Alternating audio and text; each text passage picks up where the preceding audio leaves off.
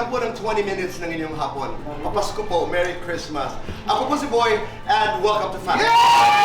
Kaya kapuso, please welcome Acel Santos. Yeah! Woo!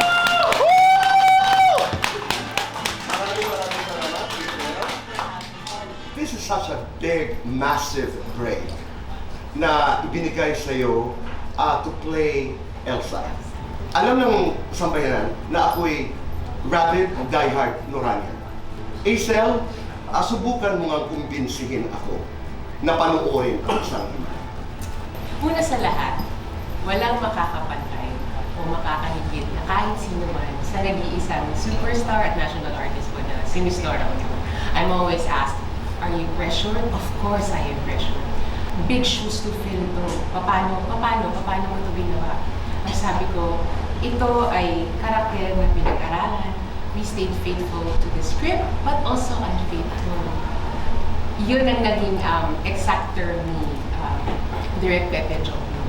Kami, as Barrio Kupang, because this was staged back in 2018-2019. Yung cast po namin na dinala sa film ngayong Metro Manila Film Festival, it was already a musical back in 2018-2019. And bakit nyo kailangan panoorin? Dahil ito ay isang obra ni Sir Ricky Lee, ating national artist. Dahil nagsama-sama dito, nagbuklod-buklod ang pinakamagagaling na theater actors ng ating bansa. Sino sila? Nandito po si Miss Bituin Escalante. Hi, Bito. Okay. David Ezra. Wow. Vic Robinson. Miss Naomi Gonzalez, Kaki Teodoro. Miss Sweet Plantado is also here. Hi, Sweet. Who plays the photographer? Orly. Orly, of course, David Ezra. Wow. Yeah. Ito yung papel na ginampanan po ni Santi Balikan. Napakahusay niyo. Napakahusay. Very powerful. You know, how did you manage to create your own version of the character?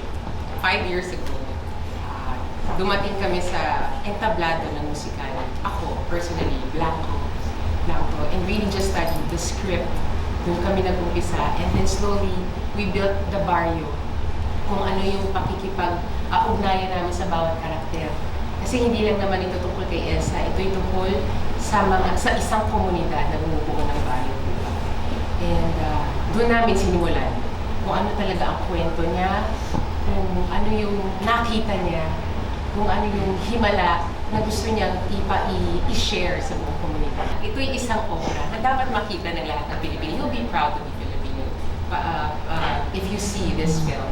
Para sa akin, I am very thankful dahil nagawa ko po itong role na ito para sa henerasyon na ito. At doon pa lang po, pinalo na. I understand. Himala o walang himala? May himala. Magpapagaling o magmamagaling? Magpapagaling. High note, low note? Low. Aarte, kakanta? Both. Iiyak, tatawa?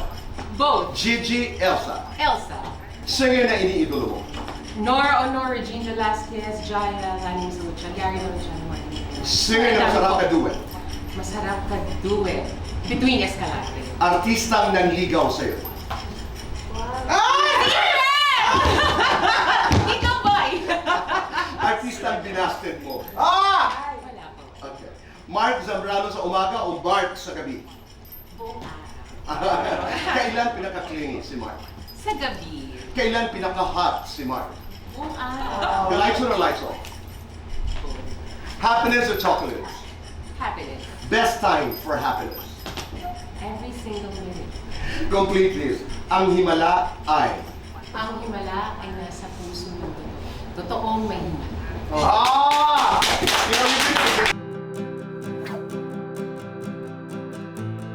Tito Boy, I wish you good health for you and your family, and just continue to bless many people.